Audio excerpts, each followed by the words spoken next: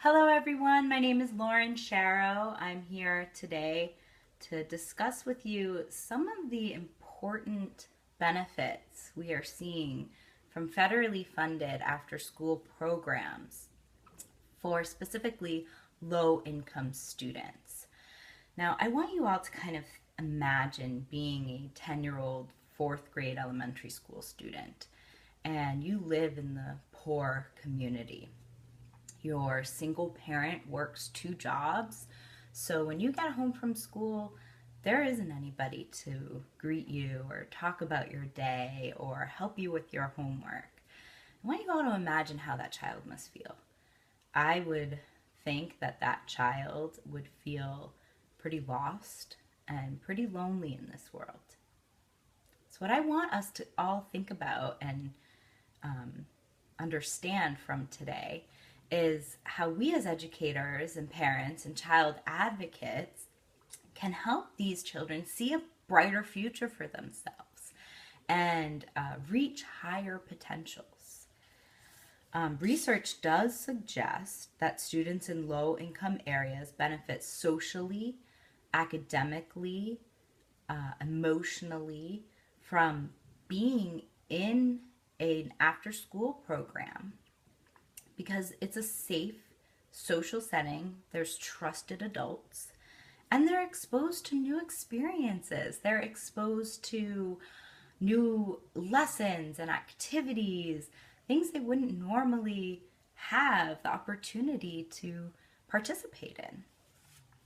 So today we're going to look at why time out of school needs a little bit of direction and attention, why being in a safe, nurturing place is important, especially for these children that live in low-income areas, and the positive effects we are seeing from these federally funded after-school programs. Now, a typical school day ends between 2:30 and 3:30 p.m. in the United States. Many of these young children are going home alone, and they are alone for hours. Many single parents or parents working two jobs don't get home until 6, 7, 8 o'clock at night. And a report in 2000 done by Fight Crime Investing Kids did report that 11 million children and teens are home alone or unsupervised during high-risk hours between school dismissal and dinner time. And so what that shows us is these children are susceptible to drug use, juvenile crime, violence, all during these peak hours where they are unsupervised and unstructured. Now, with the existence of an after-school program that is no cost to a struggling family, we see these children being nurtured. We see them being cared for. We see the positive effects, building relationships with other children, other students, forming friendships, building self-confidence, building self-esteem. They are becoming better people because they feel better about themselves after being part of this after-school community. So we can also take a look here at a graph done by the After School Alliance in March 2015, and teachers were asked to compile some data according to students that were regularly participating in these after-school programs. And this is what we see. We see 72% of these teachers are reporting 72% of these students are showing improved homework and class participation. 68% have improved behavior, and 38% improved English grades, and 37% improved math grades. So these are some of the positive effects we can tangibly look at for after-school programs for students living in low-income areas. We can take a deeper look as well at what an after-school program can provide disadvantaged youth. A wealthy student who has parents that can afford after school care or after school enrichments, tutors, babysitters, nannies, obviously already has built-in opportunities and gains.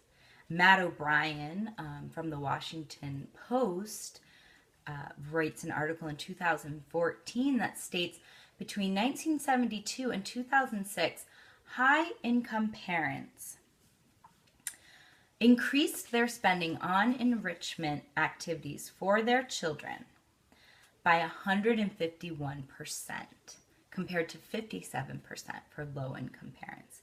Now, what that is showing us is children in low-income areas will never have the same opportunities. They will never have the chance to actually get ahead. I want us to kind of think about some of these things that we talked about. After school time out of school, once that bell rings, it's a very critical time for child development, socially, emotionally, academically.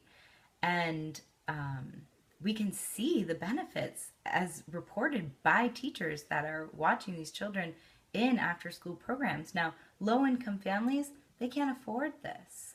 So making it free and federally funded is a very important aspect and factor for us to make this whole after school program really work and be beneficial.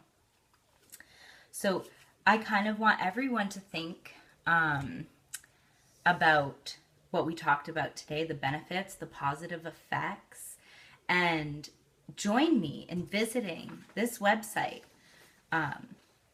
www.afterschoolalliance.org/petition/ and sign the petition, show your support, keep the lights on after school. Thank you so much for joining me. It was a pleasure.